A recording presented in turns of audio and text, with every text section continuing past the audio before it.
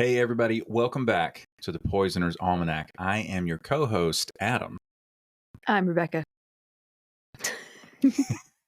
Sorry. Good morning, my dear. Good morning. You are just so delightful. Maybe you want. No, you just roll out of bed with your hair looking like a waterfall in Rivendell. I like it. Isn't it Imladris? Well, is that what the elves call it? Probably. Imladris. Yeah. And we do make it a point to know the both names for everything in Middle-earth, because there's an elvish name, and then there's what the world of men call it. Oh, I have a guide to learning Elvish in my room. Mm-hmm. I haven't studied it fully. But... Okay. So, what's new since last episode? What's happened? What's the haps? Well, I don't want to jinx anything, but it's been a decent, semi-normal week. Shush. So, yeah. You're going to mess it all up. I know. I just screwed it up. I still have to, I'm a little behind on the Instagram because I kind of, I did something to my hand/wrist last weekend. You sprained your wrist. My adorable, sweet, kind, sheepishly shy wife broke a board in her Taekwondo testing in 3 pieces. She hit it so hard that it went flying in 3 pieces. Lots of pent-up rage from listening to metal and pacing back and forth in the kitchen at 3 a.m. And good times. She was very concerned that the knife hand strike for the board breaking portion of her belt testing in Taekwondo, she was very concerned she would not break that board. Because, Becca is, 5'5", 120 pounds, something like that. She'd blow away in a stiff wind. Not a stiff wind. And so Is wind ever stiff? Yeah. Is like it? If it's pushing hard against you, yeah. But it's always moving. You know what I'm saying. So she broke that board in 3 pieces.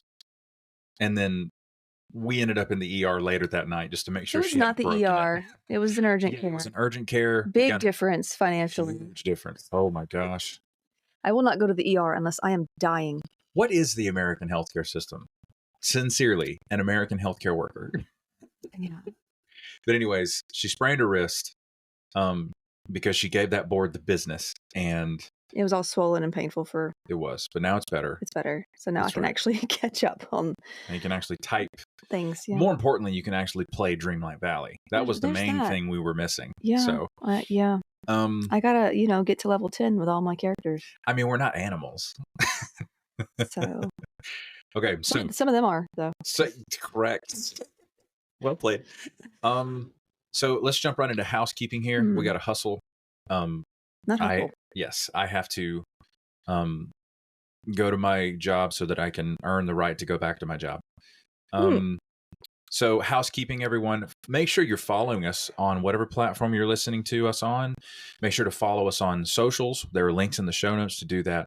Follow the podcast Instagram. The link to follow that will be in the show notes. Poisoners_Almanac on Instagram. Thanks in advance for leaving 5-star reviews. You guys have been leaving those in bunches, and that is a huge help. It acts like a tip jar for the podcast because it pushes the podcast further into all the algorithms so that listeners like yourself who love and enjoy it can also grow to love and enjoy it. The Patreon, as some of you know, is up and running. Let us know what kind of content you would like to see on that Patreon. We're still, discussing and planning and confusticating about maybe a separate stream of content for paid members. We're getting some merch together. We probably, maybe, possibly have a t-shirt coming out soon? ? My dear, what do you think? Yeah. T-shirt, maybe a hoodie. Hoodies. Maybe some stickers. All that. Yes. Because who doesn't need a good hoodie right about now? Exactly. A hoodie to hide in. A hoodie to hide in. A Heidi hoodie. A Heidi. Okay. Okay. So the Patreon's up and running. We're gonna be posting like photos and videos about possible merch stuff on there. So keep your eyes peeled, and you can join the Patreon for free. You don't have to be a paying member but that's available for you guys. Speaking of paid patrons on Patreon, we shout every single one of you guys out on the podcast by name. And they are as follows: 87 Pins Girl 71, Mara Santiago. Where in the world is Mara Santiago? I can't help it. I'm sorry. Kate the Fairy, Grace Lahan, Genevieve, Nahev Shatrit, Jay Went, Inken Hafner, Kira Yorsek, Tay of Sunshine. Can we take a minute to appreciate that username? Nice. Monique, Shane R, Sue Steves, James, I believe it's Mills because it's 2 L's. It's Milles. Is it Mills or Miles? I'm going to go with Mills, and I'm going to be corrected in a DM. You watch. As you should. Megan Geiler and Liz B. Thank you guys so much for your support on Patreon. We also have listener support through Spotify, and those would be Taylor McCaleb, Carl Ziegler Jr., and Drew Revis. And just so you guys know, the listener support through Spotify is still available, but it's only available to the US-based listeners. So Patreon is available internationally, which is why we started it. So thank you all so much for your financial support. It allows us to make more and better content. And also send your questions or content suggestions to the podcast Instagram with a comment or a DM. We're always reading DMs and comments. Becca runs the podcast Instagram herself, and she will see that. So give us a shout. That'll do it for housekeeping. Or maybe like a whisper. A whisper. Maybe don't shout. Shouting is... It's too early in the morning to be shouting. Please stop. So yeah, thank you guys so much. And my dear, what are we talking about today? Why do you say what like that? Because it's fun. It's phonetically fun. What? Like whipped. Yes. Like whipped cream. You know, I think I got it from, and it's an old sketch from Rowan Atkinson, the guy who played Mr. Bean. Isn't that in Family Guy too? Like, what's he say? Whipped cream. Does he really? Something like that. Rowan Atkinson did this special where it was just a series of sketches that he did with a co-star. And he's a priest, a vicar in the English church. And he's like, and no one knew from whence it came. That's stuck in my head ever since. Interesting. Well, we are going to be talking about some places today. We're going to be talking about some toxic ghost towns because, you know, it's creepy season and, well, there's quite a few toxic ghost towns thanks to humanity for the most part. Thanks to us. We did it. We did it, and not in the great way. So, I'm going to mention a few. We've already mentioned a few places like Wittenoom in Western Australia with the whole asbestos stuff. That was fascinating. Remember that? Yeah. Yeah. And but yeah. So, but I really want to touch on some other kind of spooky places like that, as well as one place in particular that is probably the biggest or most well-known toxic ghost town, but we'll get to that. Yeah. But speaking of Wittenoom, do you remember the woman and the 2 men that didn't want to leave? And like when they interviewed the woman, she was like, "I don't really like my neighbors much at all, but I ain't leaving." Yes. Isn't that funny? Yeah, I don't like them, but I'm not going anywhere. So yeah, there's a few more. So there are actually quite a lot of ghost towns here in the U.S., but toxic ghost towns are different for obvious reasons. They're toxic.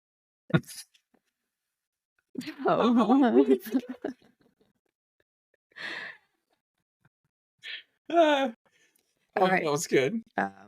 We're going to talk about extremely good looking and a sense of humor. Okay. Sign me up. I'm pretty sure you already signed up. So yes. Tough. We're going to talk about a place in Oklahoma. Get baited, idiot. We're going to talk about Oklahoma for a bit. Oklahoma, where the winds come keeping us flames. Sorry. Okay. I loved Twister back in the day, and they sing that in there. And like now I see him driving in the van, and he's just singing that. And that one guy with the medal on. Yes. I love that freaking movie back in the day. Of course, not exactly completely factual, but who anyway, cares? Come on. Still fun. Bill Paxton. You got me, Joe. Oh my God. Bill Paxton. Rip. Is he dead? He is. Oh, He passed away from a cardiac situation. I did not know It's kind that. of sad. Yeah, one of the best actors ever. I did not know that. Mm-hmm. So we're talking about Pitcher, Oklahoma, for a little bit. You ever heard of Like a water pitcher? it? Without the T. How do you spell it? Picher. Picher. I'm just kidding. It's not French. Okay. But it is in northeast Oklahoma, and it's on the Oklahoma and Kansas border. So the town was actually named for O.S. Pitcher, who was the owner of the Pitcher Lead Company. See where I'm going? This is headed downhill already. Anyway, lead and zinc were found here, and the town developed around the mines Unfind it. for such in 1913. This is obviously before a lot of people knew about the dangers of lead, and so we've talked about lead in a previous episode. I just love the guy that just washed his hands in lead. That's just my favorite. It's so American. Lead and gasoline is so safe. I'm gonna wash my hands in it. Then he ends up hospitalized for lead poisoning. The aggressive ignorance. Anyway, I like that. Reminds me of me. Oh my god. I was so. But yeah, this by 1920, the population of this town was nearly like 10,000 people. Quite a lot. So over half of the lead and zinc used for World War I was actually mined at Pitcher. Oh my God. Notable. At one point, over 14,000 men worked in these mines, and many would end up with things like silicosis, tuberculosis, lung cancer, and liver failure, amongst other problems that come with lead as well. I'm still stuck on half the lead used. Did you say World War One? Over half. World War One. Wow. Okay, I'm just trying to get my head around the scale. Okay. Yeah, because this town was developed around 1913, so it makes sense. Now, huge piles of heavy metal fragments or mining waste known as chat were common around the mines and around the city. There's lead in the chat. That just sounds. There's lead in the chat. There's lead in the chat. It sounds like a streamer. Yeah. Can we get some F's in the chat? Can we get some lead in the chat? Maybe some lead? No. There's Panic at the Disco, but there's lead in the chat. Okay. Anyway. So, yeah, there's just basically piles of lead and other toxic metals lying around the city. Early on, kids would play on these piles and even use them in sandboxes. Children began to suffer elevated lead, zinc, and manganese levels, resulting in learning disabilities and various health problems. Now, if I'm saying this wrong, I'm sorry, but I looked it up on howtopronounce.com. Yes, there is a howtopronounce.com. And if they told me wrong, I am sorry. The Quapaw tribe in Oklahoma. Wow, you found a website just dedicated to that. I don't know how factual it is, but blame them, not me, okay? Well, everything on the internet is true. It's fine. No. So they actually owned the site before leasing it to the mining company. And they also experienced health problems, including high rates of miscarriages, neurological damage, especially in children. The water surrounding the area also became contaminated with heavy metals, affecting wildlife in the area as well. The population declined after mining peaked around 1926, and the mining ceased altogether in 1967. I would say that's really not that long ago, but people today would probably think that's really long ago. 67. So founded in what, 1915? What do you say? 13? 13. To 67. That's 54 years.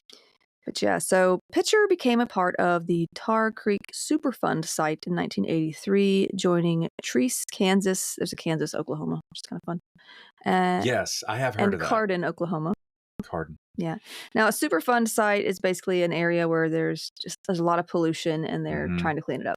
And I only know that because I took a class in college called the biology of pollution. I remember that. That was quite eye-opening. Yes. We watched that documentary together about overfishing. That was in my ichthyology class. Oh, sorry. Okay. That was the same.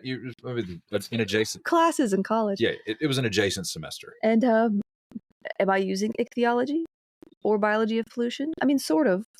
Yeah, but not really. I mean, technically, look. I can tell you the scientific names of most of the fish you might catch. Yes, she can, ladies and gentlemen. It's pretty fascinating. That's all still lodged in her memory. One of my permanently. favorites, Oncoricus micus. Or Mola Mola. That's a fun one too. You can catch a Mola Mola in Animal Crossing. Don't know what it is? Go look it up. I'm not telling you. Anyway. It's just fun to say. Mola Mola. So I should also mention that because of extensive mining, many structures like homes have been caving in. Like there's been like actual sinkholes. It just, I guess the mining itself was not exactly safely done. But here we are. Now, sampling of the soils here was performed by the EPA in 1994. So that's a little bit sooner than some of the other dates I've mentioned. After high levels of lead were still being found in native children living on or near the site. They found high levels of lead, cadmium, and other heavy metals in the surface soils in easy accessible areas such as schoolyards, daycare centers, and other places children frequent. Like children used to just ride their bikes over this stuff. Like it was just, then it gets in the air and then you can breathe it in and no fun. And then super fun site. Okay. See what you did there. Now, mandatory evacuation was eventually put into effect, but some did not want to leave, of course. There was like a whole federal buyback system. This is my home. Yeah. There was you can't take it from me. It's my favorite. This is my poisonous home and you cannot take it from me. I will die if I want to. You hate science, but you need to leave. There was a whole federal buyback system and a whole lot of people did move. Also, an EF4 tornado hit the site, causing a good bit of damage. Like, if you need any more sign to, like, leave the place. Jesus of Nazareth is literally telling you, leave. The weather is like... I don't know. There's lead in the ground, so I sent him a tornado because I didn't want to leave. I don't know what else to do. Smokes a cigarette. Oh, my God. Anyway. Now, this tornado actually injured like 150 people, killed like 6 residents. I mean, it was pretty serious. And in June of 2009, remaining residents were given checks to assist in relocating as the area became listed as uninhabitable. One guy, a pharmacist, he was running the old miners' pharmacy, refused to leave until no one else lived there. He died of a sudden illness in 2015. So. In 2010, there were still around 20 residents who did not want to leave. That was including the pharmacist at that time. But the town... Oh, that's encouraging. Yeah. But the town was officially completely shut down in like 2013. You could still see buildings like the church, the high school, and like numerous abandoned houses. Some have caved in though, because like I said, the mining was not exactly helping the ground. Oh gosh, yeah. You get so deep in the mine. I mean, 1913. What kind of technology? Imagine you just sitting, you watching Netflix or something, and all of a sudden your living room just caves in. That's no fun. That's about right. Yeah. But you can still see some of these buildings. Now, you can actually, I mean, you can go. No one's going to stop you from visiting, but it is still dangerous, and most places are fenced off. So, but people are going to be like, I'm going to go visit it and put a video on YouTube because I went and visited it, and look what I did. I would love some drone footage. That's about the safest you could make it. I mean, like, yeah. But yeah, the as also like former residents, they've been having like Christmas parades there every year since 2015. So whatever, I guess. But cleanup in the area is still in progress. So it's still pretty toxic. Christmas parades. Merry Christmas. Here's some lead. Lead in the chat. Sorry. Like, how about that as a Christmas carol? We wish you a merry Leadmas. We wish you a merry Leadmas. We wish you a merry Leadmas. Chat. And scarring of the liver. Oh my God. Neurological diseases. Sorry. I like this new segment in the podcast where we make up songs about the death of people. Oh my gosh. I'm sorry, y'all. We both work in healthcare. We're a little numb. I have a dark sense of humor, and I haven't had enough coffee. So what's that? You're wearing oxygen? You have horrible COPD and you still smoke. Amazing. Do you know what bothers me most about when people smoke with oxygen? Is the possibility of explosion. That's what bothers me most. I'll tell you what, it's probably the fire. Because for me, I'm like, you know what? you want your body, your choice. You do what you want. Oh, but yeah. The principle just applies if everywhere.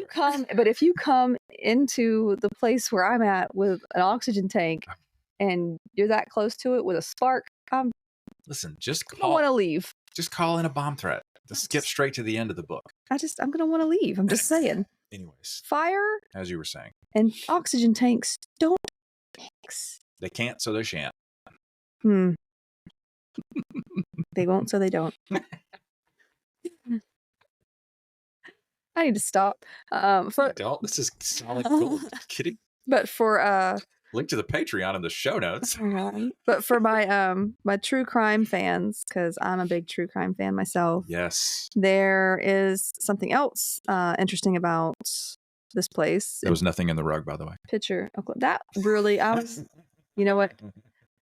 I kept checking back with that lady, that TikTok, and it's not her fault. I don't blame her for anything. Yeah.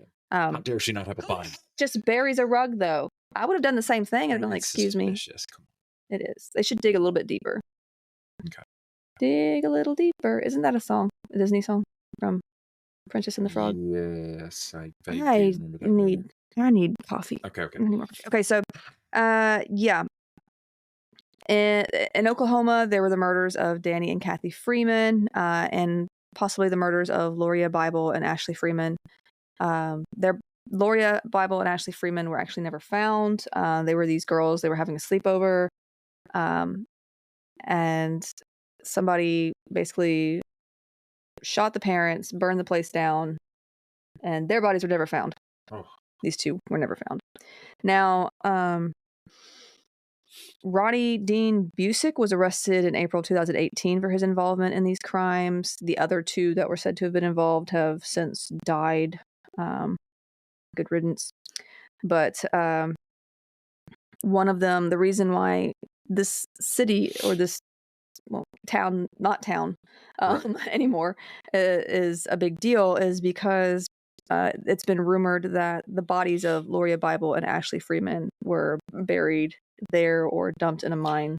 Of course. That kind of thing. Because it would never be. Well, because one of the suspects, who's dead now, he would actually tell people, he would warn them or threaten them that they would end up in a pit and picture like those two girls. So that's part of where the rumor came from. So specific. Yeah. He's dead now, but the other guy's in prison. Thankfully. But the other bodies have never been found, and they've actually searched around the area. There's been searches in that area for their bodies recently, even. So, well, but I mean, how committed can you actually be to that search? Knowing you're in danger. I don't know any information about being able to search a Superfund site. I don't think it's. I'm sure you could with the proper. Hazmat. Yeah, I mean, like the red tape. Would be unreal. But hopefully, they do eventually find them, and there's some, some resolution there. Certainly. But yeah, just a little side note for my friends into true crime. Mm-hmm. There's actually a similar ghost town and mine involving lead in Gilman, Colorado. In this place, you can see buildings still standing as well as the mine itself. You can see left behind cars in the garages. It's very eerie. It's also toxic, and it's also a super fun site. Yeah. Super fund, not super fun. Yeah, there's a D on the end. Let's not get excited. Not a theme park. When was that town abandoned, or? Which one? The one in Colorado. That's a good question. Maybe around the same time, I bet. It probably was. Yeah. I just wrote this down as a note because I was honestly losing time in here. If I was like, because I've already read like 15 pages for this episode. So many. It's going to be a two-parter, guys. Yeah, it is. And you know how much I hate two-parters, but it really needs to be because of what we're going to talk about towards the end. I really want to do it justice. So of course. And once we get there, you'll understand what I mean. Oh, okay. Yeah. Let's see, it was founded in 1886 during the silver boom, and it was abandoned in 1984 by order of the EPA. 84. Because of the contamination of the groundwater, as well as, I mean, the mines weren't even profitable anymore at that point anyway, but they just, they were told they had to abandon it. Mm-hmm. Then in like 2007, though, there was like plans to build a private ski resort nearby, but that never came to fruition. So anyway, moving on to Pennsylvania. Many of you know what I'm going to talk about in Pennsylvania. Those of you who are into abandoned towns. Centralia, Pennsylvania. Oh, okay. This is another ghost town, sort of. There were supposedly like 5 residents still there as of 2020. So 5. we're going to talk about it, yeah. But all housing and businesses were claimed and condemned under eminent domain in 1992. The zip code was discontinued in 2002. At that time, Yo, good luck getting mail, I guess. Discontinued your zip code, dude. The federal government unsubscribed from your town. Yeah. I love it so much. But at that time, there was a compromise made between the remaining residents who did not want to move away, and they are allowed to stay, but once they die, their property will also be taken. Like, yeah, you can stay, but once you're dead, that's it. Yeah. Which I guess, I mean, death is pretty permanent. So Mm-hmm. anyway, so why is this place a ghost town? Well, it has a long history. We're going to start with in 1842 when the area was bought by Locust Mountain Coal and Iron Company. Mining engineer Alexander Ray actually founded the town of Centralia soon after. Several coal mines were set up, as well as a railroad to transport the coal out of the town. Violence was pretty common here, however. The founder, Alexander Ray, was actually murdered by a group involved with the Molly Maguires. This is an Irish secret society in the 19th century. It's kind of like an Irish mob of the 19th century. Right. I was about to say, sounds like organized crime. Yeah. I just love how... But that happened in 1868. Sure. So like, you know, when the mining boom occurred in America, you could be, you know, an executive or a proprietor of a mining company, and you could just start a town. Mm-hmm.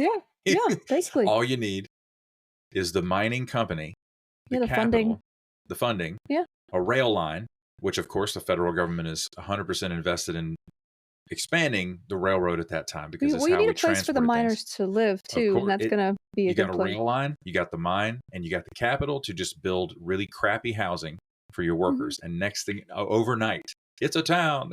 Yeah, community or whatever. That's right. And then when the mine dies, so does the town. Yeah. Mm-hmm. So anyway, and you see a lot of that with like these small towns with like the railroad towns around here, even like sure. We travel to whenever we travel to a place in South Carolina, we like to go. There's all these little towns that are just, there's a few people living there, but that's right. And you could tell they used to be probably pretty big because of the railroad, but not anymore. That's right. Everything shifted to so much of the shipping shifted to trucking instead of rail.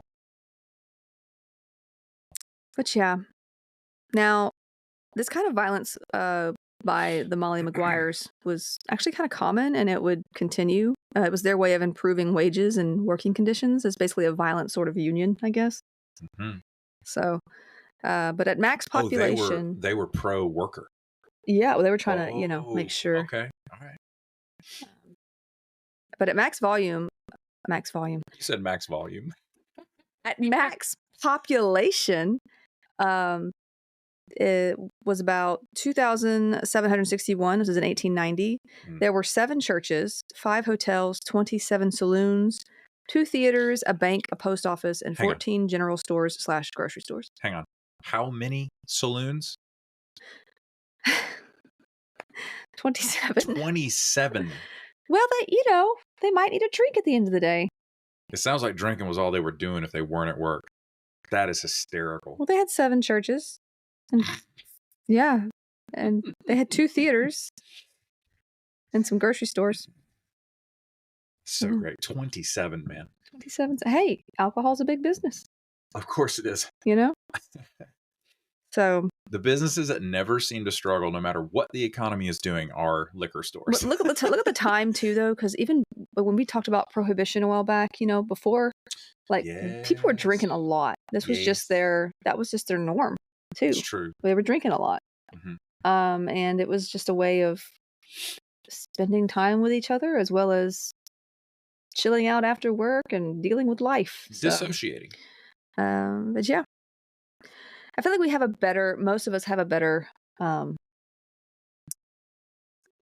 have a better, what's the word, relationship with alcohol. Not all of us. I understand that alcoholism is still a Right. thing, and it's Right. a very hard thing.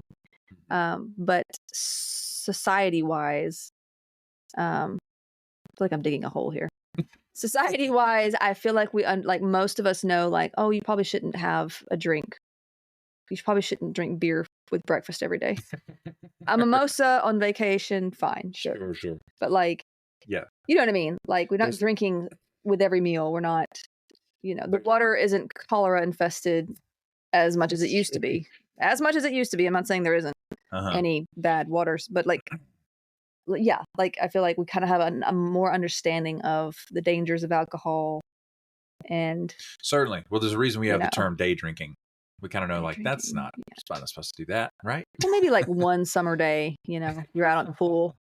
But like it's an occasional thing. It's not Right. like an everyday thing. Sure. But back then they were doing day drinking every day. Right. The term "it's 5 o'clock somewhere" that Yeah. wasn't a thing back then. They were like, who Right. cares what time it is? And there are people who don't drink at all, and that's great. Mhm. I'm just saying, like, I think we have a better understanding of what Sure. alcohol does to the body. Of course. Today. Well, we're 100 years in the future. One would hope. Yeah. There's been, some advancement. Yeah. So, I'm getting off on all kinds of tangents today. It's okay. After a while, mining declined, and many miners would end up enlisting in World War I. And after the Wall Street crash, 1929, Black Tuesday, most of the mines were closed, but there were still bootlegger miners that would go into the area and like take coal and such, to sort of use or sell. Because of this extensive and amateur kind of mining, though, many of the remaining mines caved in. Yeah. Okay. Now, in 1950, Centralia Council acquired all rights to the coal under the city for about a decade, but then bootlegging kind of became a problem again with mining. Rail service officially ended in 1966, but the population was still over 1,000 at this point. Wow. What truly caused Centralia to become a ghost town was the fire that still burns there today, underground. Tell me more about that. Yeah. Now, how it started has been disputed, but it is now believed that it was the result of a landfill cleaning by fire in 1962. Then they would just set it on fire to kind of burn off the whatever. Wow. Now to burn garbage? I guess, yeah. Okay. Now, there was supposed to be a fire-resistant clay barrier installed between each layer of the landfill, but this was not complete. And with this fire not extinguished properly, it entered into the underlying coal mines, which, coal burns Yes, pretty easily, it's a fuel. obviously. Oh, my God. There were projects costing a lot of money to try extinguish the fire through flushing the mines, but all of these failed.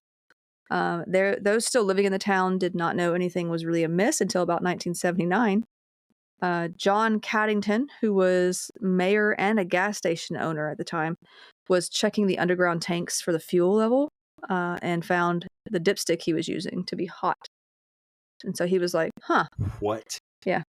So he inserted a thermometer in to see what why it was hot, or if it was actually hot, and discovered that the fuel was at 172 degrees Fahrenheit, which is about 77.8 Celsius. Yeah. This is like a gasoline underground gas tank? Yeah. Dude. More attention was brought to the issue in 1981 when a 12-year-old Todd Domboski was walking in his grandmother's backyard and a sinkhole opened up underneath. He fell, but he saved himself by grabbing onto some tree roots, thankfully. Wow. The hole measured at like 4 feet wide and about 150 feet deep. Oh, it would have killed him. Yeah. There was hot steam coming out of it that ended up being lethal levels of carbon monoxide. This kid was super lucky, though, and his cousin helped pull him to safety. Carbon monoxide from combustion. Yeah, yeah. There's a fire burning down there. Yeah. Okay. So, not cool. Now, it was debated whether the fires were a safety issue even after this. Like, people were literally like, well, I don't know. So, but in 1983, U.S. Congress instituted a buyout agreement, and more than 1,000 people moved from the area. In 1992, the Pennsylvania governor invoked eminent domain over the area and condemned all buildings. Yeah. Residents that remained tried to fight this action but failed. Mm-hmm.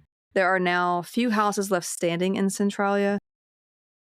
The small village of Burnsville, which is Get it? ironic, was also abandoned as the fires spread underneath it as well. It basically looks like a field with some like paved roads now and like grates with steam or smoke rising through them because it's still on fire.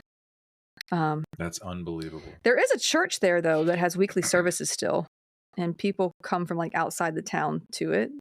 It's like on the outskirts of the town, I guess, but it's still there.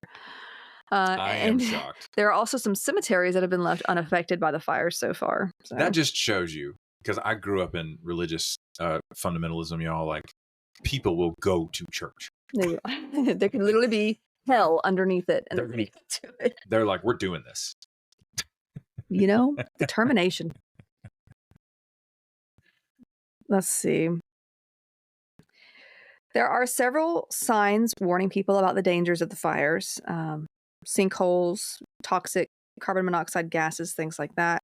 Route 61 leading into Centralia has been heavily damaged by the fires, and you could see it.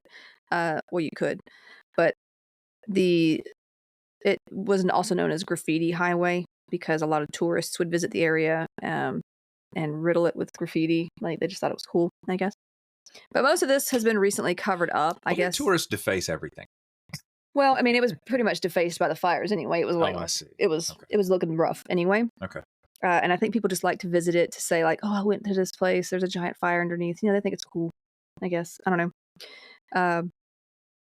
And yeah, but most of this has actually been covered up, likely because they just don't want people over there because they don't want people, you know, dying for the sake of this sort of extreme tourism, I guess. No, it's a safety hazard. Yeah. But the fires still burn, and back in 2006, it was said that it would burn for another 250 years. Likely, yeah. So it's going to be burning for a long time. This is fascinating. Now, this site was actually researched for inspiration for the Silent Hill movies. Okay. Oh. Though the entire series is in fact not based on the town entirely, as some have believed. They think like, oh, Centralia was the basis for Silent Hill. Not really. It was researched for when they did the movies and stuff, just kind of as a... I've never seen those movies. How does that fit into that plot? Have you ever played Silent Hill? No. We need to do like a blind Silent Hill test for you. Oh my God. Okay. Do you know what it's about? No. I know it's like a horror movie and a horror video game. Yeah. Y'all, you can't see this. My wife is covering her face and she's like scheming. That would be funny, wouldn't it? I just want to see like Pyramid Head, you know, come out with. Anyway. I don't know what that is, but I hate it. Okay. Okay. Well, we should do a video where it's me like blind reacting to Silent. And I hate horror films, horror everything. And I hate it. I'm not really into horror movies, but I was a big fan of like Resident Evil. I liked Resident Evil for the puzzles that it had in it though. I loved the puzzles that were in there that you had to solve. Loved it. Like the plot was great. Is that the game that Conan O'Brien was playing when they were like, appreciate it? No, he was playing like, I think the 4th or 5th. There's like so many now. Yeah. I played like the 1st and 2nd one back in the day. Okay. I haven't played the ones since. There's a lot. They even made one for like the Wii, which to me, I'm like, like the Wii feels like a kid's sort of system. Like they had like Silent Hill 4 on the Wii, and I'm like, are we just trying to terrify our children now? Which, hey, don't get me wrong. I mean, I bet it's a fun game if you're into that kind of thing. But yeah, Silent Hill. I don't want to give it away. Not now. We should try that. Okay. Oh my gosh. All right, let's move on to a site that everyone knows about or should know about. We're going to talk about Chernobyl. Yes. And Pripyat. It's fun. And what is now Ukraine. All of this used to be part of like Soviet territory, though. Oh, I didn't. This is the whole USSR like controlled. So Chernobyl is in Ukrainian territory now. Yes. Okay. Anyway. And if you ask Vladimir Putin, he said, "No, you are wrong. It is our territory." Yeah, well, he would, wouldn't he? We will take it. That sounds about right. So, yeah. Now, there will be some honorable mentions near the end of this episode because, well, maybe the end of next episode because I decided to make this a two-parter after I wrote all this. Two-parter. Two-part, yeah. Because I feel like, though, in order to know why the aftermath was so bad, you need to know why the incident was so bad. And so we're going to talk about it. I trust your instincts. You're basically famous on the internet. I don't know. I don't think so. Okay. Well, thank you. Yeah. Now, Chernobyl is not the only nuclear disaster to have happened. Okay. Right. And there's been a lot that was covered up even before Chernobyl that we'll get to. So then we may also mention some sites where nuclear weapon testing has occurred as well, because the half-lives of the commonly used isotopes involved are very long, and the sites are still very much toxic. I don't know that I would call them ghost towns because I don't think they were towns at that point at all, but anyway. There would have been an associated. Yeah, they use those sites for that specific reason. So Chernobyl was planned as early as the late 60s, early 70s to be a way to create commercial electricity through nuclear power. So they wanted to create it for like civilian electricity use. And a lot of it was like, we're going to do it first. Like, back, this was still like, the whole space race was a thing. The Cold War. The Cold War. Yeah. Like there was a lot of, I don't want to, never mind. It was basically like, who can do it first? Who's better? And it was, to me, that sounds so stupid. And well, petty. technically, yeah, but practically speaking. I'm glad we got it to the moon, I guess, but like at the same time, it just feels like, But practically speaking, that if you zoom out a little bit, it's like a national security kind of thing, I guess. But it just, for me, it feels like two little girls like hitting each other, like it's an international, it's an international pissing contest. It's just kind of anyway. Yeah. So, and we grew up like in part of the Cold War. It was all like, are we going to be nuked or are we not? I don't know. It's totally. The 90s, whatever. There were still several Schwarzenegger movies hanging around, and we based around that time period. We have a place here that used to be called the bomb site. It used to call it the bomb site. The bomb plant. The bomb plant. It's not a bomb plant anymore. At least that's what they say. Now it's just a. They will never say what it is or isn't. Yeah, SRS, Savannah River site. I don't know what they do there. What do they do there?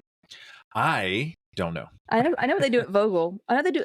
I have researched a little bit into SRS. They do some like environmental type stuff, like cleanup too, but it might be because of the stuff that they've done to the environment themselves. The United States Department of Energy has absolutely no obligation to tell you what they do or do not do at that place. Anyway, so that's our little spot. But yeah. Now, if you have zero understanding of how nuclear power works, don't worry. I've got you. We got you. I got you. I researched this all this week trying to make sure I understood it. Did you finish that book? Not completely, because I'm going to read about the aftermath and stuff later. Okay. So, we know that all things are made up of atoms. Oh, man. Okay. Right? Right. We know this? You're like, I was born on a Tuesday. Yeah, but you know this, right? We have to start small to get to the big part. Okay. At the center of every microscopic atom is a nucleus made up of tightly packed protons and neutrons. You with me? This is surrounded by a cloud of electrons, and it's all held together by what's called the strong force. Okay. This force is not gravity, but it's like gravity in that it's one of the more important forces of the universe, and is the reason why atoms were once thought of as indestructible. Like, oh, you can't break the strong force. Which is actually not true. Now, Einstein comes along and he's like, nah, E equals MC squared. Essentially, that means energy coming from a torn apart atom, if you could do such a thing, would equal the mass lost multiplied by the speed of light squared. Okay. So if we can break apart atoms, we would get a lot of energy from it, basically. Okay. Later, German scientists would prove this correct by forcefully hitting uranium with neutrons. This actually set off a chain reaction in which the nucleus was torn apart and neutrons from one atom would force themselves into other atoms, breaking them apart, and the cycle continues, like breaking. That's right. That kind of thing. So This is nuclear fission, basically. Mm-hmm. And if one could contain this reaction, this chain reaction, then nuclear energy could be harnessed, because what it releases, like when it's hit, it releases an enormous amount of energy as well. So yeah, but yes, this knowledge was then put to use toward malicious means. The atomic bomb. You see this play out when the bombs were dropped over Hiroshima and Nagasaki. Hiroshima and Nagasaki. Yes, both. Yeah. I forget which was first. I believe it was Hiroshima first. Yeah. To devastating effect when, which is actually still causing some effects today, mainly through genetics. Now, okay, in August 6th, 1945, is when the first one was dropped over Hiroshima.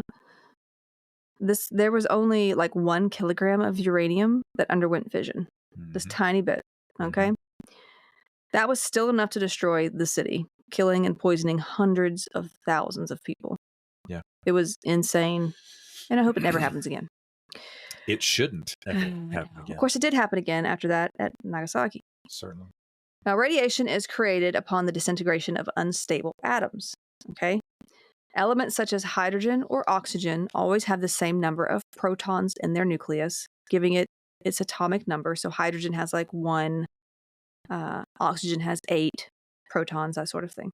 So that's why you see on the table of elements, you have hydrogen is like, its number is 1, and then you got oxygen over here, it's 8. They're not like just randomly put on there. They can, however, have varying number of neutrons, which gives us isotopes. Okay?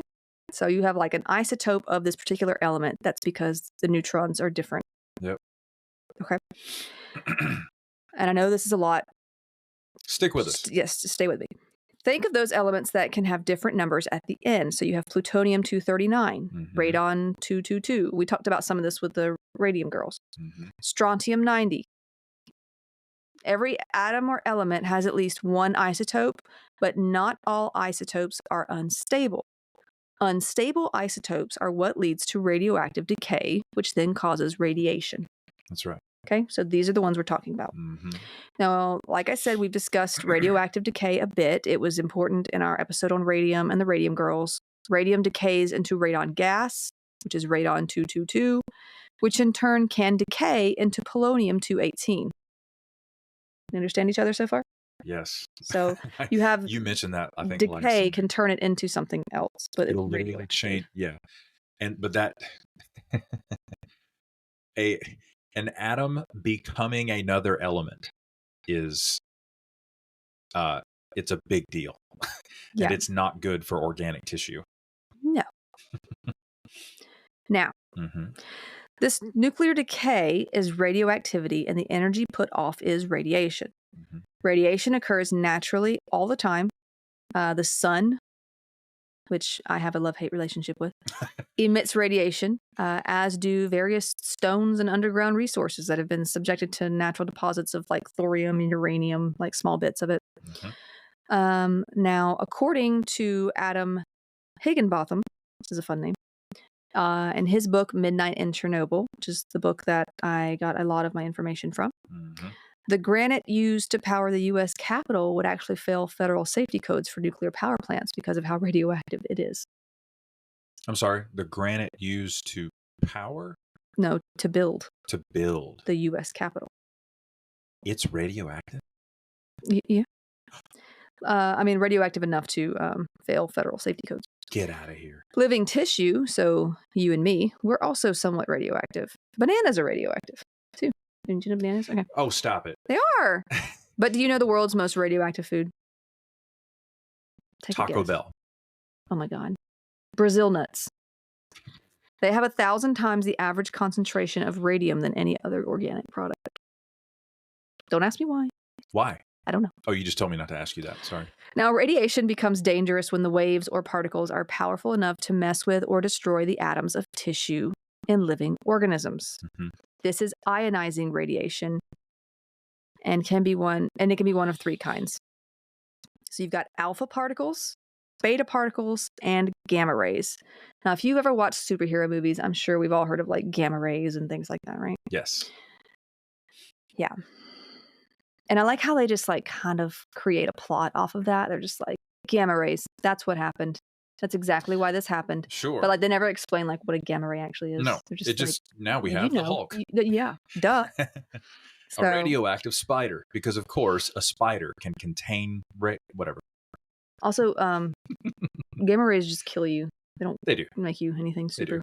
All I can see is Tony Stark and the Hulk. Oh shucks, what Bruce Banner having that conversation on the spaceship, and he's like, somebody who speaks English. And I'm wondering if like that became a big explanation in these because like of the time they were written too, because this is around the time that nuclear type That's a great stuff point. was Yeah. like radioactive, Sure. radiation and stuff were kind of a big deal as it was being discovered and stuff. So. That's right. Like time travel in the Back to the Future series. Now, alpha particles are mainly harmful if ingested or inhaled, as they can actually be stopped by the skin. They can be stopped by a piece of paper. Like they're, as long as you don't eat them or inhale them, you're good. If they are ingested or inhaled, however, they can cause irreversible damage and death. Remember Alexander Litvinenko we talked about? He was ex-KGB, I believe, and he had lunch with these people, and he actually had some tea, ended up in the hospital with polonium poisoning. Okay. Yeah. I'm with you now. And he died like within the week or two. It was very sad. So those were alpha particles that he ingested. Beta particles are smaller and they move faster, but can only readily affect a range of about 10 feet. So they're dangerous, but up until like 10 feet. A barrier of aluminum foil is enough to stop them from causing damage, basically. But again, if ingested or inhaled, can cause damage and death similar to alpha particles. Is this why people have tinfoil hats? I think they say that To blocks protect the their brain. communication from the aliens. I don't know. That's I don't know. These days, I think that's just a joke, right? Maybe. Yeah, it's a cliche. Have you ever seen M. Night Shyamalan's the movie with the aliens or whatever? I can't remember. Signs? No. Is it good? It's all right. Okay. But like, it's. I thought it was kind of ridiculous, but I would. There's a scene I think where one of the guys puts on one of those foil hats. Really? Yeah. Okay. It's a weird movie. Okay. Nothing like The Sixth Sense, in my opinion, which was decent. I liked that movie, too. But anyway, moving on from M. Night Shyamalan. Didn't he make the freaking Avatar movie? Wasn't he the one who butchered Avatar, the Last Airbender movie? No. Like he tried to bring that to life and it was a disaster. It was him? I think that was him. Can we press charges? I don't know. Okay. Anyway. Now. I'm not going to be able to focus the rest of the day. Now these beta particles, alpha particles, these concentrate in certain places in the body, such as organs or in the bones, as they are mistaken or needed for needed minerals. So like your body may mistake it for calcium and put it in the bones, and it causes destruction. So yeah. Gamma rays are high-frequency electromagnetic waves that travel at the speed of light and don't care who you are, they will mess you up. They've told us this in interviews.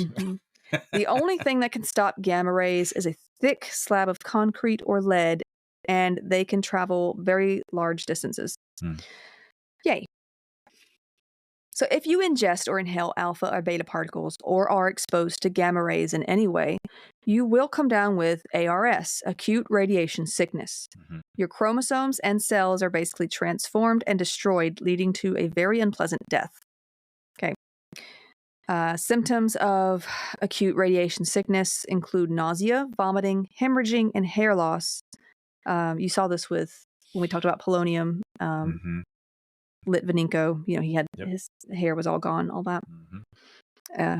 And you also, there's a total collapse of your immune system, loss of bone marrow, destruction of internal organs, and of course, death. Not a fun way to go. Yeah.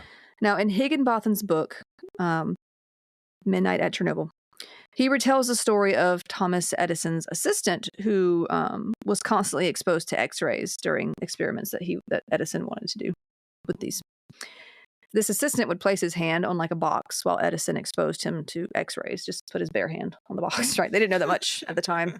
I guess Edison was like, I'm not doing it. Let me get somebody else to do it. Edison was actually a jerk. Like, I'm not going to go into that right now, but he was a jerk. Yeah. We should just talk about people that were jerks, like as one of the Patreon. Exactly. Things. There you go. People who were absolute jerks. Anyway, but yeah, this assistant would place his hand there. Edison would expose him to the X-rays. And when he would end up with burns on one hand, he just switched hands because, he didn't. It's like, whatever. But he ended up with burns on that hand as well. And these burns would not heal. So basically, he would end up having fingers, hands, then arms amputated before dying of cancer. Because there was just no stopping it at that point. It's terrible. This was the first known death of man-made radiation, actually. We have discussed Marie and Pierre Curie, the discoverers of radium and polonium, as well as Marie's death from aplastic anemia due to her many exposures to such radiation. Yeah. She's buried in a lead-encased coffin. Basically. But even her notes are kept in a lead. Even her notes are kept in a lead-lined box, as they are still... I tell you what, they keep her notes in a box lined with lead, daggum. They do, because they are still radioactive. I tell you, you're messing with some bad stuff, boy. You can't even touch the notes. Now, remember that during the early 20th century, people were buying radium tonics at this point, like eating all kinds of stuff laced with radium and I remember. Putting it all over them because they're like, it's healthy. Not cool. But yeah. We can never forget our radium girls that we talked about because obviously they went through hell. That's right. Now, one of the workers on the Manhattan Project later had an accident with plutonium, and he was exposed to radiation.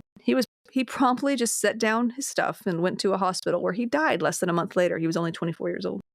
He knew he had an accident, and he knew, even though he didn't have visible symptoms, this is bad. And he just went straight to the hospital. Bro. Well, you can imagine. His hand basically slipped. Oh, that's awful. Radiation is typically tasteless and odorless, and you won't necessarily feel immediate effects. So this is the kind of poison we're dealing with at Chernobyl. This is what I'm kind of... Sure. It's what we're leading up to. Yes. I want to mention, I recently watched the movie Oppenheimer. What I did not know, what I never knew about atomic bombs or their, creation, is that the physicists involved, they literally had to figure out if we detonate this bomb, will it ignite the atmosphere and cause an unstoppable cascade of nuclear fission in the literal air that we breathe and walk around in? They honestly narrowed it down to like an extremely small chance. But there's some dialogue in the movie where they're like, so there's still a chance like you could light the air on fire? Is that what you're doing? Well, in a way, I mean, if it's putting out particles too, I mean, it could be it could be the reason why you have increased cancer rates in many places. Listen, man, it's a whole Pandora's box. Creating the bombs and dropping Funny them. You say Pandora's box. We're going to discuss that in a minute. Well, very briefly. Anyway, but yeah, so during the incident that we are discussing, there were 4 large reactors at the site with 2 more under construction. It should be mentioned as well that building did not come easy or cheap, and there were some shortcuts taken as a result, including in regards to safety measures. Never a good idea. No, but this was during an era of stagnation for the USSR at the time. And I say I'm so used to saying Russia or Ukraine, but this was the USSR at the time. Yes. So they wanted it built quick and for it to power as many areas as it could. Not all the staff were proficient with nuclear power or with radiation either. While there were many engineers who were knowledgeable, there were some who just needed jobs and, one would be provided, Totally. And I'm only going to mention names of those who I feel are significant in a little bit because I feel there's a lot of players in the history of Chernobyl and Pripyat, but I'm just going to mention the ones that I need to. So, Chernobyl was actually a town since the 12th century. Okay. They just happened to name this site after the town that was already there. So we don't actually, did the power plant itself have a name per se? Well, yeah, they thought of what to name it, and they decided to name it Chernobyl. Oh, okay. It was close enough to the. Yeah. to- I mean, it had okay. like a bigger name, like the Chernobyl something or whatever. We just call it Chernobyl. Okay. So, Fair. but yes. Now, Viktor Brukhanov was the engineer who arrived in the small town with orders to build the greatest nuclear power plant like ever the country had ever seen. Victor was an electrical engineer who didn't actually know all that much about nuclear power, but he was a very loyal countryman and a reliable worker, which was seen as more important. Oh no. This is during the Communist Party, and they wanted people who were going to be loyal to the party, basically. So now he was smart. Don't get me wrong. He was an electrical engineer. He was good at building things, but he wasn't necessarily all that knowledgeable on the nuclear side of things. But yes, nuclear engineering and electrical engineering are two different things. Yeah. So, but he would actually become the plant director later on. Mm-hmm. He also designed the city of Pripyat, which would become a community for those families who worked for and around the plant, similar to like the mining towns had their own cities. This had its own city, basically. And it was it was a nice community. It was really well-planned community. So this was going on during the USSR's, Soviet Union's era of stagnation. Mm-hmm. Okay.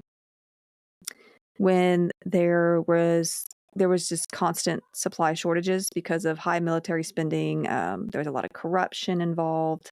Mm-hmm.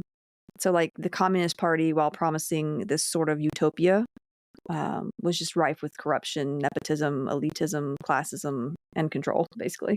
Yeah. So instead of like the whole government set up by the people, it's more of a I'm just going to take charge and do it my way and call it that. Of course. So yeah. So Pripyat was founded in 1970, and by 1985, 50,000 people were living there. The average age of the people there was about 26 years old, with about like a third of the population being children. So we have like a bunch of young families, essentially, living here too. Mm-hmm. And there were 4 1,000 megawatt high power channel type reactors, what they would call RBMK reactors. Don't ask me to say what RBMK stands for. What does it stand for? It's in Russian. Okay. But it essentially means, it translates basically into high power channel type reactor, basically. Okay. And 2 more were planned to be built at this point. Mm-hmm. There were also swimming pools, schools, hospitals, all kinds of stuff in this community. So, it was a very well-rounded community. Sure. By this point, many of the nuclear engineers had moved on to other projects, I suppose. Others were beginning to lead the plant, including a guy named Nikolai Fomin, who had no experience with nuclear power himself, though he did take a correspondence course.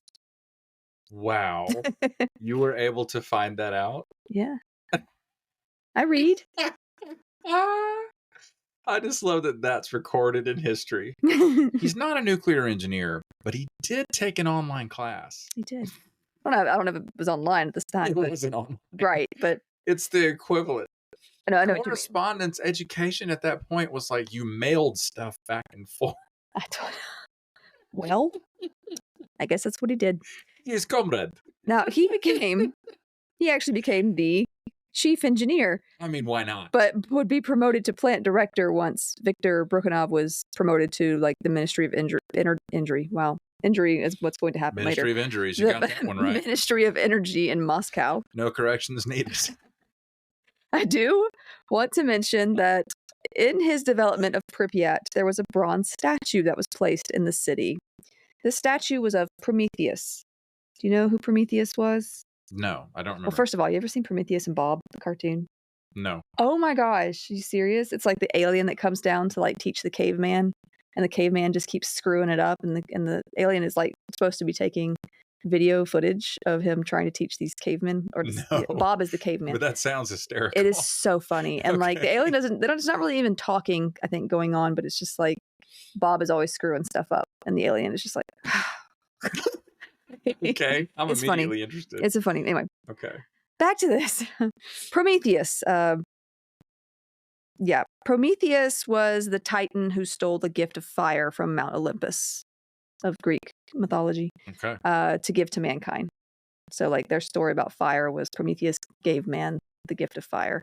But both Prometheus and mankind were punished for this by Zeus, who was kind of a jerk anyway, right? Mm-hmm. Prometheus with having his liver pecked out by a giant eagle repeatedly, basically, all tied up, not cool. And mankind with Pandora and her box of untamable evils. Ah, that's the Pandora's box connection. Thus, the box opens, evils, all because of fire. Like, calm down, dude. What the heck? Like, all right. That's great. And we're talking about Zeus, who causes so much chaos throughout mythology. He is. He's a total jerk. I said what I said. Mm-hmm. Anyway, let's talk nuclear reactors. Okay? Now, if I repeat myself, I am sorry. I just want to make sure that everyone understands what I'm talking about. So if you're already knowledgeable in this field and you hear me repeat myself, bear with me. Okay. So in order to control fission in these reactors, you need fuel, a moderator, control rods, and a coolant. Okay? Okay. The fuel used... We're deleting the podcast. I'm tired. The fuel used in these reactors is uranium. Okay. And it's not even enriched uranium. It's what they could get. It's uranium. Yeah, it's the uranium from Uranus. No. Not that. Water is circulated around the core of the reactor to cool the fuel. So it is the coolant. Okay. Mm-hmm. And it's like pumped through these like channels. Mm-hmm. It's also used to provide steam for the turbines. So things get heated up rapidly. The water boils, steam hits those turbines, things spin, that kind of thing. Spins an electric generator. Yes. Yep. Now, graphite, like the stuff in your pencils, this is a form of carbon, by the way, was chosen as the moderator in these reactors. Now, the moderator slows down the uranium neutrons, or the neutrons of whatever you're using, so they can actually strike one another. Because if they're moving too fast, you can't have like a controlled reaction. So what they did was they're using graphite to sort of slow them down so that they can hit one another. Yeah. So graphite, or the moderator, is what's going to increase reactivity. Mm-hmm. Okay. Some use water or heavy water, deuterium oxide, but graphite was the more cost-effective option at this point. Okay. Of course. And if there's one instance where you need to go cheap, it's with a GD nuclear reactor. Yeah. Well, they didn't think these could go boom either. They didn't think that was... You told me that. Yeah. What is the story with this? I think part of it was like a can't fail, won't fail sort of deal. Like, in a way, it's pride, You got... Was it really? Yeah. I'm just shocked by that. I mean, some of the greatest disasters, though, were caused by, mankind's pride, if we think about it. Well, So, I mean, that's generally true, but I'm just at a loss for why anybody involved. I mean, think of the Hindenburg. You're going to put a bunch of people in a big float full of hydrogen in the sky, and that's going to go okay?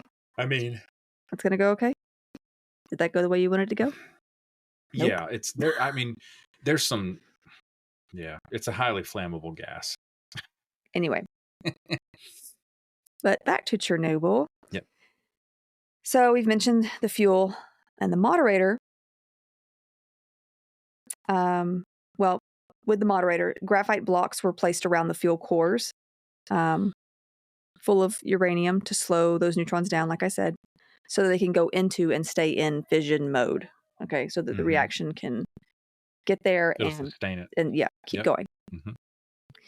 The control rods are mainly made up of boron or cadmium up top, as they soak up neutrons. So like control rods, if you need to slow or stop the reaction, that's what they're supposed to be there for. Like you lower them down so that boron or that cadmium is there, and those particular elements sort of eat up neutrons. So it sort of fizzles out the removes them reaction. from the reaction. Right. There you go. So that's what that's supposed to It's be like a there brake for. pedal. That's what it's supposed to be there for.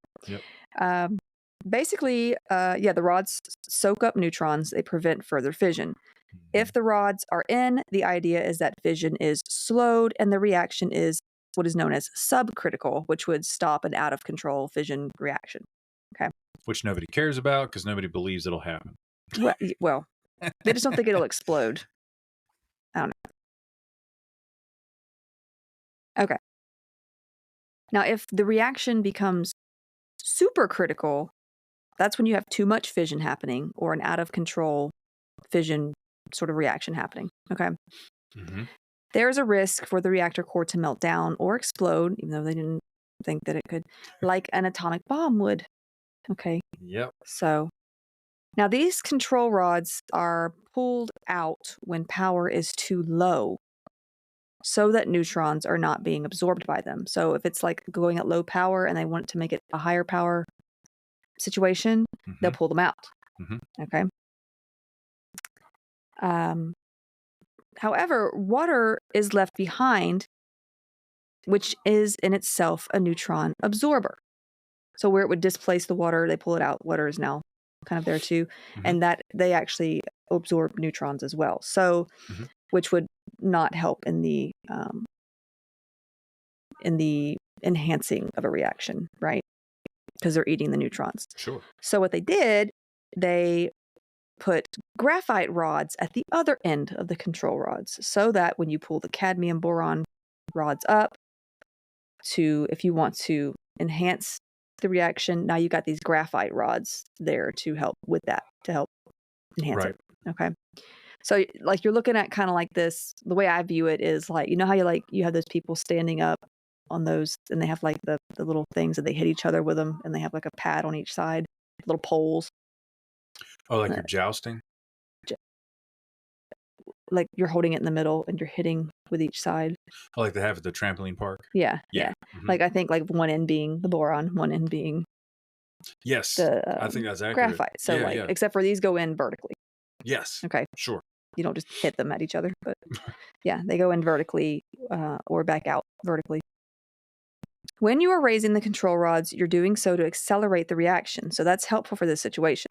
These graphite ends are also shorter so that water sits above and below them against the fuel tanks to sort of control the flux of neutrons, basically to keep it even so that the reaction is occurring evenly throughout the space. That's what they were trying to do with that. So what went wrong? Now that we know kind of how it's structured. There was a safety test that was supposed to be run on reactor 4 before it came online. Well, to meet deadlines, they just didn't do it. They postponed it. Oh my God. So they brought it online before doing the safety test. Yeah. And the safety test wouldn't take long, but they didn't want to. They wanted to meet deadlines. They were already behind. So they postponed it for like 2 years. Okay. The test was to basically see how long the turbines could supply power to the main circulating pumps in case there was a loss of main power. So if there was an accidental shutdown, like a shutdown occurs for any reason, they need to make sure that the turbines could still operate the pumps to cool the core so nothing goes crazy, right? The generators that would turn on to provide power in this situation to help cool the reactor would need a bit of time to come on. So like between 40 seconds to 3 minutes. It would take them that long to come on. And that doesn't seem like a long time, but when you're dealing with this kind of stuff, yeah. Yep. So the turbine needs to be able to operate on that kinetic energy it's got already to provide enough cooling power between this time. Now to do this test, they would have to close the turbine steam relief valves in order to stop the supply of steam from leaving the chamber. Yeah, to get to the turbines. So what they're doing is they're just closing off the turbines to that steam to see if they can continue going for that amount of time. Seems pretty straightforward. Then there's an accident button that you would press. Does it say accident on it? Look. God, I hope it did. In Russian, though, It right? was obliterated, but man. It would be What's pressed. Russian for accident?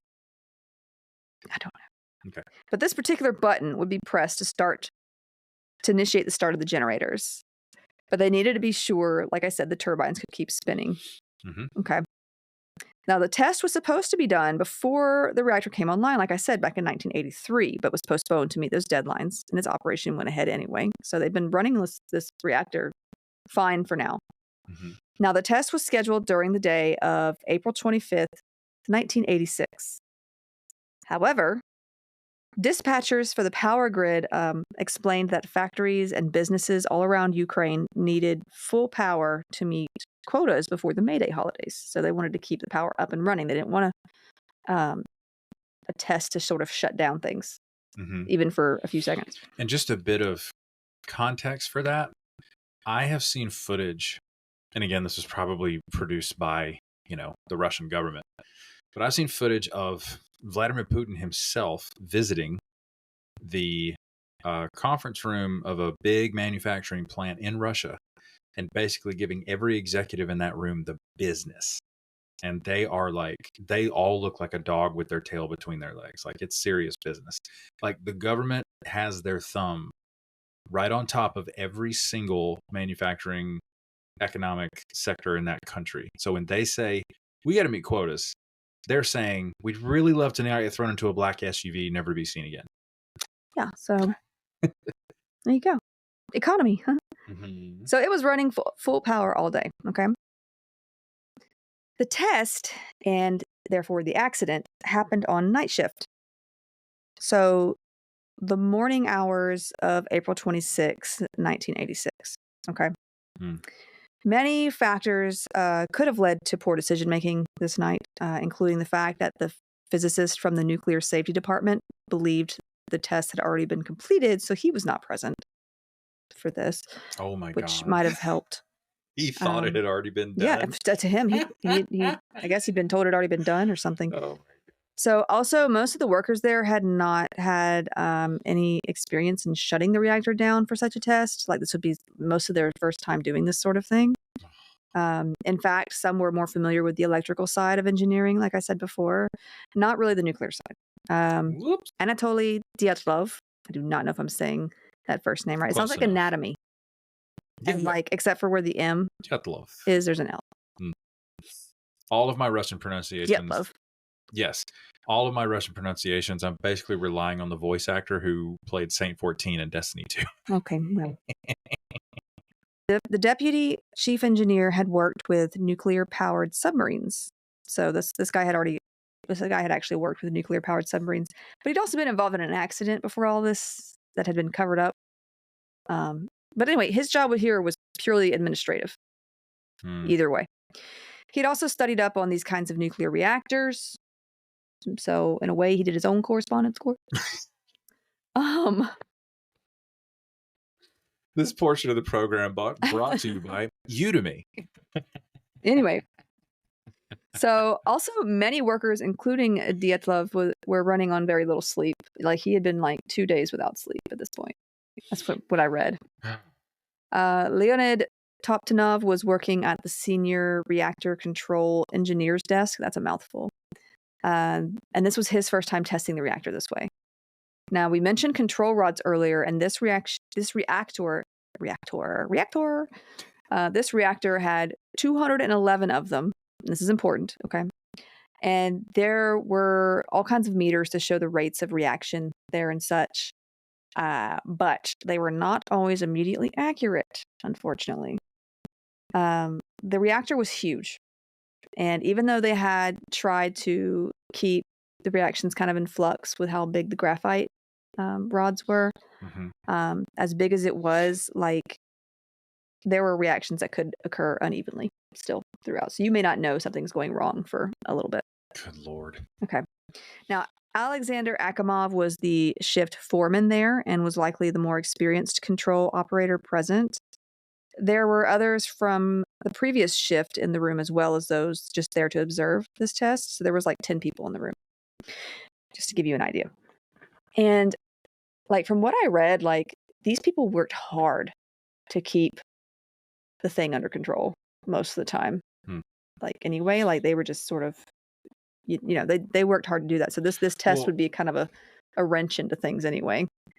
Sure. I mean, they're into cutting costs anyways, which means they're probably understaffed. They literally probably didn't even have enough personnel on site to handle something like Actually, this. they had too many people, but not enough knowledgeable people.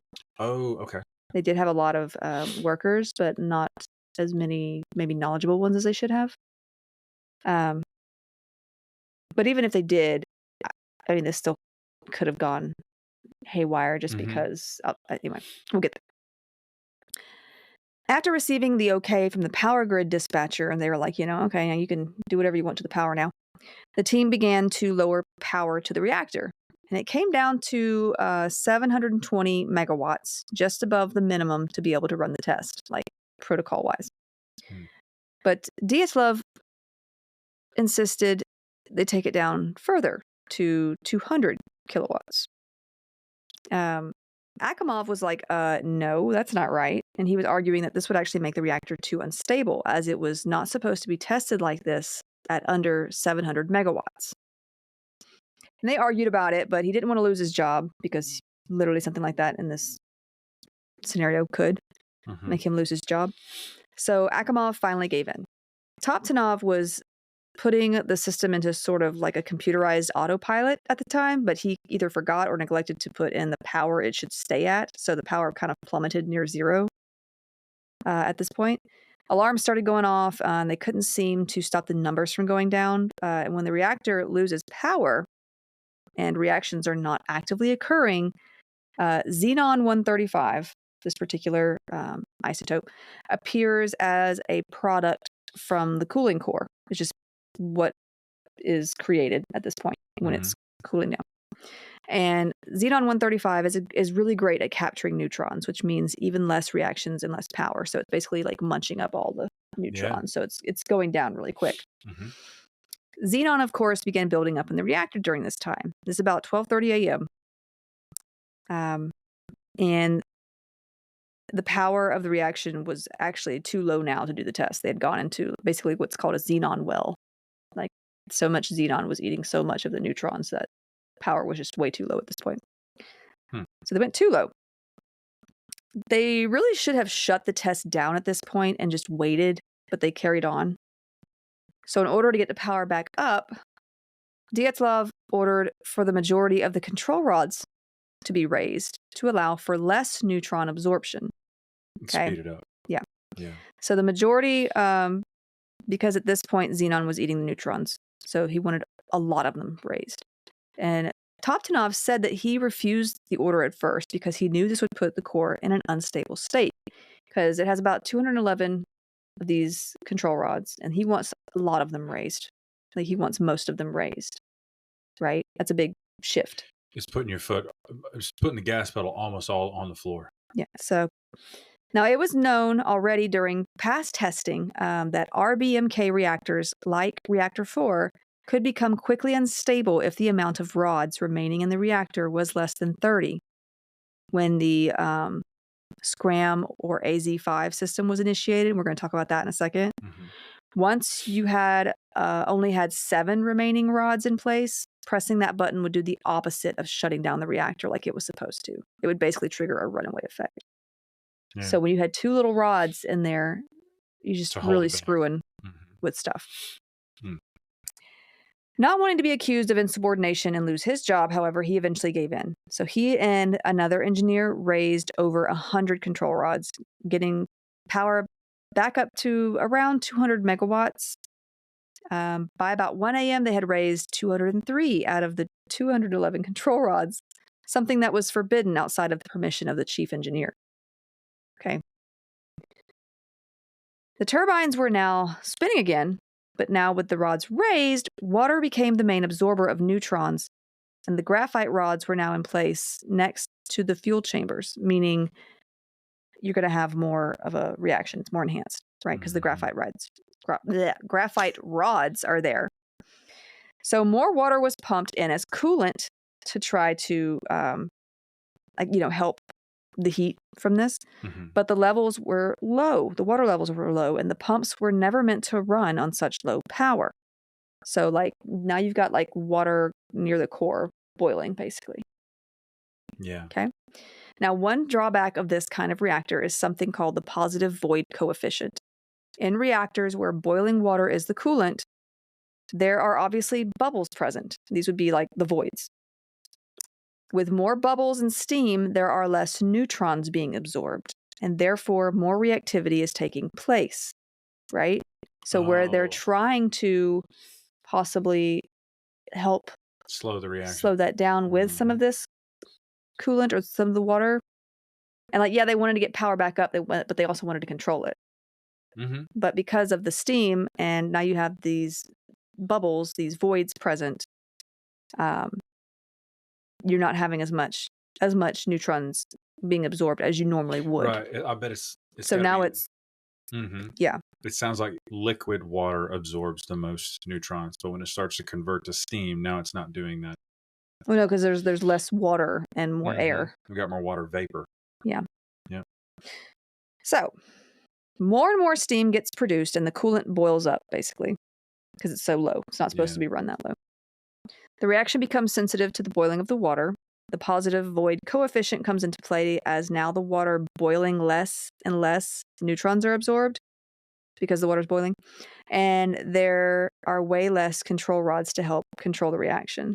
So they pulled all those up. Now they got all this graphite next to it. And now they got all the lack of water to help control. Right? So feels like it's going to Chernobyl in just a minute. Yeah. So they were trying to get things back up and going, but they kind of went overboard with it.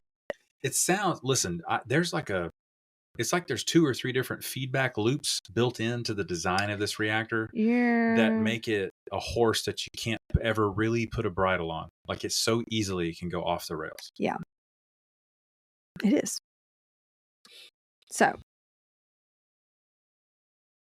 So graphite is speeding things along. The water boils, neutrons fly, reaction speeds up and heats up, providing more steam, more water boils, more neutrons fly. You get the picture. It's a positive feedback loop, basically. This is it's like a cycle that will become unstoppable. When in normal operation, the destabilizing effects seen now were usually offset by some other thing like differences in temperature or volume. For instance, as the reaction sped up, the water boiled down until it was lower and closer to the core. This also caused the reactions to speed up around the core. If the water flow rate was higher, the pressure would have self-stabilized this issue by pushing things back up. So you have a low power causes low water flow rate, which causes the water to be basically to not actually help stabilize anything. Yeah. Another engineer, Boris Stolyarchuk. Stole your chuck. It's happened before. Somebody's stolen my chuck before. Boris tried to correct the water levels, but this only resulted in more rods being raised as the water began absorbing neutrons. So yeah, you got people trying to sort of compensate for these things, but it's not really helping. On their end, the control operators were able to stabilize the reactor and stay right at 200 megawatts, which was still too low for this test, but what Dyatlov wanted. And the test officially began. So they kept going, even though this was not a stable. This was not a stable place for it to be in. Even though this horse is bucking. Yeah, it hasn't gone boom yet, but it's not stable enough to be doing what they're trying to do. No way. It shouldn't have taken more than a minute, this test. The turbine steam relief valves were closed and the accident button was pressed. This was basically like putting the lid of a pressure cooker down. Okay, because they're closing the vents to the turbines. So they're closing it up. Now, water was boiling close to the core as the coolant simply turned to steam. Fewer neutrons were absorbed by the water because of the steam, as I mentioned before. I know I'm repeating myself, but I just wanted everybody to kind of stay with us. Yeah. So there is more heat and reactivity leading to more heat and more reactivity. So it's on and building so up, building up, building up. Yeah. A very unstable cycle inside of a closed system, basically. Mhm. If you accidentally push the accident button, does it make a sound? Just kidding. I don't know. I'm just kidding. I don't want to find out. I mean, neither. Yeah. And basically, the accident button here that I'm referring to, it basically turns on the generators in case a shutdown were to happen. And Right? the generators Would keep water flowing, or they would keep the turbines going. Oops, sorry, I just right, to punched keep the microphone. system from Yeah. So yeah, building up pressure. to keep it stable, basically, Yeah, yeah. in an event Okay. that they lost power otherwise. Okay. So the control panels were still reading normal at this point, though, so no one knew that it was really unstable. Like I said, they're not always accurate. This all took place in like 36 seconds, by the way. Okay, everything I just mentioned. Wow. Okay. Now, the AZ5 button was pushed to shut down the reactor. That's what it was. The scram button was supposed to just There's a shut it scram button down. too. Yeah. Okay. The AZ5 button was Mhm. pushed to shut it down as the test was now complete. Mhm. This, however, would send all the control rods back into the reactor at one time. Oh dear. They pulled out a Yes. lot of them, and they're about to shove them back in all at once. The reactor did start to lose power as the carbon cadmium parts of the rods took their boron cadmium parts of the rods took their place. But when the graphite part of the rods came into contact with the core, they displaced the neutron-eating water and created more reactivity and more steam because graphite, right? It's a moderator. Mhm. It only took 2 seconds for the chain reaction to increase and become unstoppable because you have all this graphite now coming in contact with an unstable system, Yeah. only enhancing more and more reaction. Mhm. So, in another few seconds, the fuel channels overheated. Temperatures reached 3,000 degrees centigrade. Centigrade. Okay. That's hot. Okay. And the casing of the reactor ruptured and exploded, sending metal and uranium flying. Mm. This only created more steam. The control rods jammed halfway, remaining stuck, right, in a really bad spot. And while the emergency release valves opened, it was still too much. Water ceased entirely as the fuel channels failed, like water flow, and remaining water became more steam quickly as temperatures rose to 4,650 degrees centigrade. Wow. Things began to shake, You don't literally, say. and then boom. All that steam and pressure basically blew that biological shield that was over the top away, Hmm. right? At 1:24 a.m., reactor number 4 was destroyed by an explosion that matched about 60 tons of TNT. Wow. It tore the place apart, including the concrete roof. Now, the products of fission are unstable isotopes, Mhm. which continue to decay. So when this happened, all the unstable isotopes still there just went straight into the air. Mhm. Okay. Because now there's nothing containing them. Yeah. And now I'm going to quote Adam Higginbotham from that Midnight in Chernobyl book because I feel like there's really no way to paraphrase this. Like he says it best. Sure. In that moment, the core of the reactor was completely destroyed. Almost 7 tons of uranium fuel, together with pieces of control rods, zirconium channels, and graphite blocks, were pulverized into tiny fragments and sucked high into the atmosphere, forming a mixture of gases and aerosols containing radioisotopes, including iodine-131, neptunium-239, cesium-137, strontium-90, and plutonium-239, among the most dangerous substances known to man. A further 25 to 30 tons of uranium and highly radioactive graphite were launched out of the core and scattered around Unit 4, starting small blazes where they fell. Exposed to the air, 1,300 tons of incandescent graphite rubble that remained in the reactor core caught fire immediately. So That's crazy. basically that's, yeah. And graphite is flammable. So, yeah, that's why, yeah. Those outside the plant felt and saw the blast. And some even thought they were now at war. Oh, yeah. So I'm sure. some saw the explosion with an eerie glow underneath it, as you can imagine with radioactive Oh, God. stuff. The first known to perish, though, was a Mr. Valery Kodumchuk. He was at the main circulation pumps, and he was either vaporized immediately or crushed beneath the concrete and machinery. They can't really know for sure. Oh, yeah. I mean, can you even get to that site to even see if there's a body left? I am not I sure. wouldn't think so. It's probably too dangerous. Now, back in the control room, which is still... Yeah, the control room is separate from... Yes. Okay, yeah. Toptunov, Akimov, and Dyatlov were alive, but smelled a very sharp mechanical smell and noticed that radiation levels on the screens had gone from green to red. Mm-hmm. And that's where I'm going to leave it. Ooh. Because next time we Look get to at talk you. about the aftermath and what happened with Pripyat and what it's like now, Mm-hmm. basically. And maybe even kind of pull in, kind of relate it to the Fukushima Mm-hmm. one. It's a little different. It didn't happen the same way. It's different. Wasn't that the tsunami that caused that? It was a earthquake or tsunami. Was it? One of the two. I'll look into it before we do next time. But I'm a millennial. I've been through too many natural disasters to remember. Thanks. I mean, usually where there's one, there's another. Thanks. I hate it. But that one that's a completely different situation, though. Okay. So we can kind of just compare it because they don't. Thankfully, while there's still RBMK systems out there, like reactors and stuff, they've been modified, modernized so that they're much safer.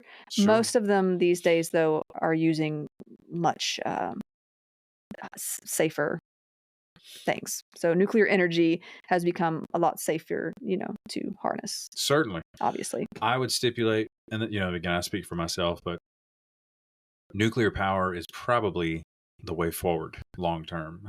As long as it's done safely. Of course. I mean, well, nowadays we're talking about enriched uranium reaction. I've just become aware of thorium reactors, or molten salt is what they're nicknamed.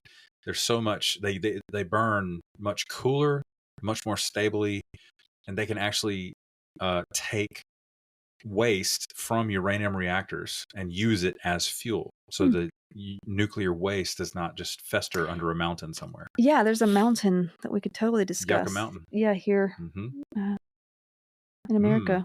Where they just store a bunch of radioactive. We just put it in there. Like, let's just put it in there and see what happens. So anyways. Yeah, but food for thought. Yeah, we'll talk about a lot of that next time. I just knew if I kept going, this was going to be a very long episode. And this is great, though. This is my first time just having a deep dive on Chernobyl. I'm really hoping I didn't lose anybody in explaining all of that. I know that was a lot. Well, I want to encourage you.